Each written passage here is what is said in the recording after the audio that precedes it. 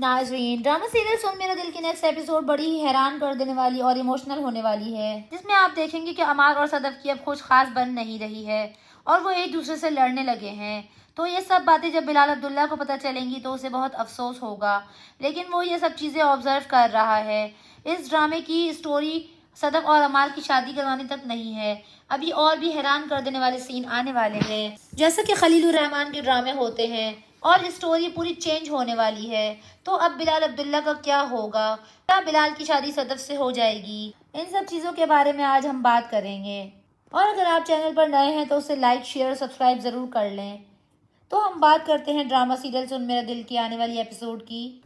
तो जहाँ तक मैं देख रही हूँ, इस ड्रामे में अब बड़े ही सैड और इमोशनल सीन्स आने वाले हैं, क्योंकि सुन मेरा दिल में जैसा आप देखना चाहते हैं उसके बिल्कुल ही अपोजिट ड्रामा होगा और उसमें बड़े इमोशनल सीन्स होंगे जहां आपको रोना भी आ जाएगा। बिलाल अब्दुल्ला को बहुत तकलीफ होती है जब वो अमार और सदफ को खुश नहीं देखता, लेकिन अब सदफ और अमार साथ खुश नहीं हैं और ये दानिया कैरेक्टर जो अचानक से टपक गया है ड्रामे में, और वो भी सदफ और अमार की शादी के ऐन बाद।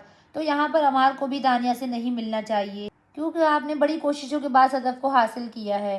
तो आपको दानिया को इग्नोर करना चाहिए, ना कि उसकी धमकियों में आकर ब्लैकमेल हो। और आपने एक बात नोट की होगी कि जब सदफ अमार को थप्पड़ मारती है तो वो उछल कर बेड पर से गिरता है। That was the funny scene. इतना भारी हाथ तो गब्बर का भी नहीं था। और आपको दिखाया जाता है कि सदफ नाराज़ होकर अपने मैके चली जाती है, तो वहाँ उसकी अम्मी उसे समझाने की कोशिश करती हैं कि अब तुम्हें अपना घर छोड़कर नहीं आना चाहिए था, जाओ वहाँ वापस जाओ और अपना घर संभालने की कोशिश करो। मियाँ बीवी में तो झगड़े हो ही जाते हैं। और वो अपनी माँ के कहने पर घर जाती है और वो वहाँ देखती है कि मेरा शौहर तो अभी तक रात गए घर नहीं आया। तो वो हमशा को फ़ोन करेगी। हमशा आगे से कहेगी कि मैंने तुम्हें कहा था ना कि अम्मार पर नज़र रखो। और जब अम्मार घर आएगा तो वो नशे की हालत में गिर रहा होगा और वो ज़्यादा डिस्टर्ब हो जाएगी और वो अम्मार को देख के ज़्यादा परेशान हो जाएगी। तो अब ये होना ही था सदफ के साथ, क्योंकि कभी कभी दोस्तों की बातों में आकर आप अपना बड़ा नुकसान कर लेते हो, लेकिन दूसरी तरफ बिलाल अब्दुल्ला जो है चीज़ों को ठीक करने की कोशिश करेगा।